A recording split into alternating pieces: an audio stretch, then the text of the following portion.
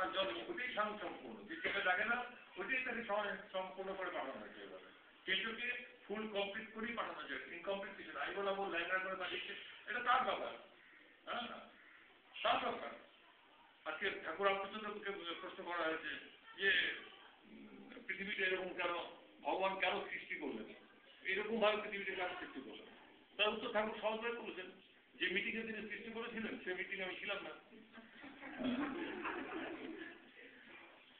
এত কঠিন প্রশ্ন উত্তর আমরা জানেন না, বলছি সে মিটিংয়ে আমি উপস্থিত।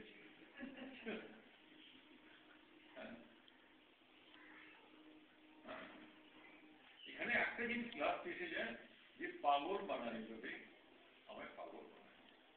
ওইখানে তোমাকে আসতে হবে, ওখানে তোমাকে,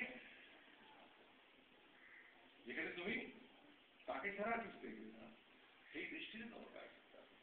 কতদিনে হবে মন, তাকে বানাতে না, তোমার মতন পাগল আমাকে পাগল বানাবে। হ্যাঁ, পাগল না হলে কি আর এক পাগলকে চেনা যায়? ঠিক বলো, ওইখানে যাবো পাগল পাগল কিনা। ঠাকুর রামকৃষ্ণদেব বলছেন না, একটা ভূত সঙ্গী খুঁজে পায় না। সবাই তাকে চায় কিন্তু সঙ্গী খুঁজে পায় না, ভূত সঙ্গী খুঁজে পায় না। তার কারণ কেউ পুরো মরতে চায় না, কেউ পুরো মরতে চায় না। পুরো না মরলে ভূত আর কি করে বল? ভূত হতে গেলে তুই বলে যে আমি তো মরার মতনই বিছানায় 6 বছর ধরে পড়ে আছি, কিন্তু ভূত তো হতে পারবে না, কারণ যতক্ষণ না মরছো ততক্ষণ তুমি পুরো মরতে চায়। তাকে কেনা যায় না, তারা চেনা যায়, চিনেছে, যুগে যুগে চিনেছে, তাহলে রেস্ট থাকে কি করে, কন্ট্রিবিউশন থাকে কি করে, ঠিক না? তাহলে এই সাবজেক্টটা তো ড্রপ হয়ে যেত, যে না এটা পাওয়া নিত না, কিন্তু প্রমাণ করে দিচ্ছে, যুগে যুগে প্রমাণ করে দিচ্ছে। তাহলে তো ড্রপ হয়ে যেত। মানুষকে এত বোকা, মানুষ পুরোনো জিনিস রিজেক্ট করে দিয়েছে, তাই না? আগের থিওরি সূর্যের সম্বন্ধে রিজেক্ট করেছেন, অনেক কিছু মেডিসিন রিজেক্ট করেছে, যেগুলো চলবে না, কুইনেন চলবে না, রিজেক্ট করে দিয়েছে। ভগবান যদি ইউটিলিটি না থাকতো, ভগবানের সত্যতা যদি না থাকতো, যদি সাক্ষী দেওয়ার লোক না থাকতো, তাহলে এটা আমরা মানুষ রিজেক্ট করে দিত।